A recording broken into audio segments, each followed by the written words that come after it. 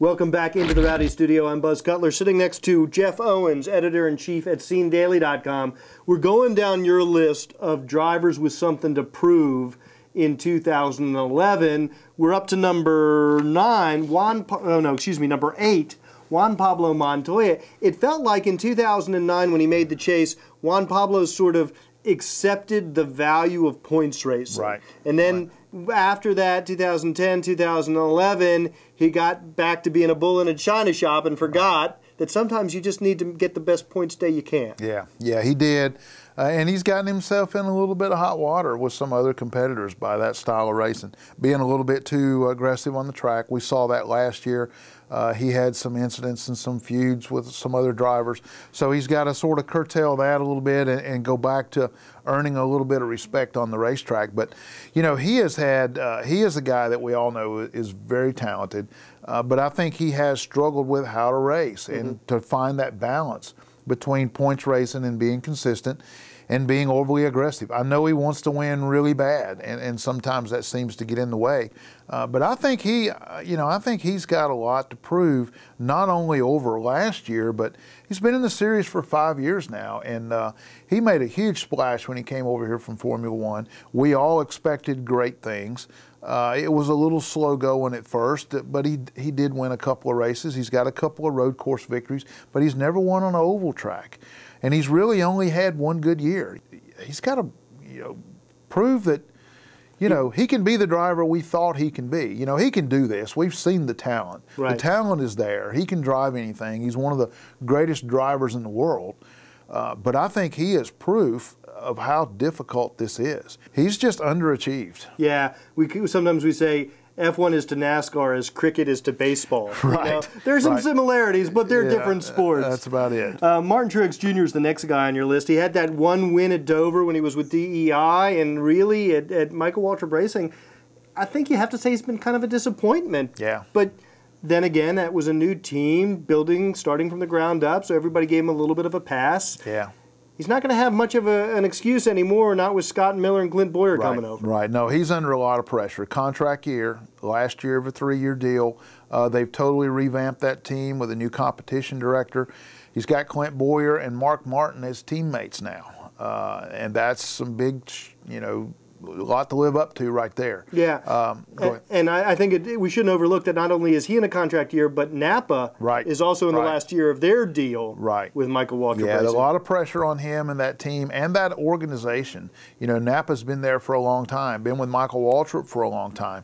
And I would suspect that if they're going to stick around, they want to see some results this year. Now, in your 6th position of drivers with something to prove in 2011 is his teammate, Clint Bowyer. It seems to me Clint Bowyer has a pretty good deal, because if he comes over from RCR to Michael Waltrip Racing and enjoys a little bit of success, he's going to get the credit. If he doesn't, everybody's going to say, well, it's MWR. What do you expect? Right, exactly. He's in a good situation as far as that goes. I think the thing with Clint is this. He's proven he could do it with a good race team. And he's had good results. I won't say he's had great results. He won 4 races. He had a 2-win season, and he made the chase 3 or 4 years, and he finished 3rd one time. He's been good. He's been very, very solid, probably much above average. But he hadn't been great. And everybody's asking, what in the world are you thinking leaving RCR, a team that you've won races with, that you're competitive all the time, and that you've made the chase 3 or 4 times with? What are you thinking leaving a team like that to go with a Michael Waltrip racing team that's still trying to find its way, hasn't made the chase yet, has only got a couple of wins, still building? That's a huge gamble for a guy. So I think that puts a lot of pressure on him. And, there's got to be a little leeway both ways. The team has got to step up for him. But I think we'll get a pretty good indication of how good he really is now, too. If he can lift that team up, then we'll see that he is a really good driver. All right, now number 5 on your list, and the last guy we'll talk about in this segment, is the guy that I think might really have the most pressure on him of anybody, and that's Joey Logano. I think this has to be a make-or-break year for him, and if he doesn't have a little bit of a breakthrough, I got to think he's out of a ride, at least out of the 20. Yeah.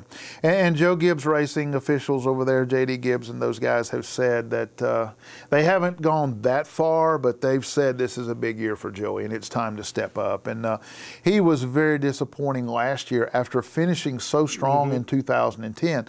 You know, he came into this sport with just a reputation of having enormous talent. I mean, we all thought this was going to be the next young star. He was sort of being compared to Kyle Busch, a guy who came along at 18, 19 years old and had the talent to really win right away. And I think that's what a lot of people expected. On the other hand, you know, he only had a year or so in Nationwide, and a lot of people felt like when Tony Stewart left, he might have been pushed too soon into the Cup Series. I actually asked him that very question at Media Tour last year, and he said, yeah, I probably jumped too soon, but what are you going to do, say no? Yeah, right, absolutely. No, you can't do that. And, you know, I thought in 2010 we started to see that this guy was on the verge of a breakout. I think he was in the top 10 in 5 of the last 6 races, something like 7 out of the last 10 or 11. Yeah. Really strong finish to the season, and he seemed like he was poised for a breakout last year, and it just didn't happen. So he's really got to step up this season. And, you know, there were rumors last year that if they could have signed Carl Edwards, his ride might have been in jeopardy then. And I think that had to be a little bit of a wake-up call for him. So I think he knows this is a big year. He's got a new crew chief now with Greg Zipadelli leaving. So I think there's a lot of pressure on him to get it done this year. I think the talent is there. I think the experience is kind of what he's had to gain, and you would think it's time. Yeah. You know. Well, we've got 4 more drivers to go on Jeff Owens' list of guys who sort of have the pressure on them, have the microscope on them for 2011, but we're going to save those for the next video, so check back for, I guess, the 3rd and final video in this series. Rowdy.com. Say it like it is. Say what like it is? Rowdy.com.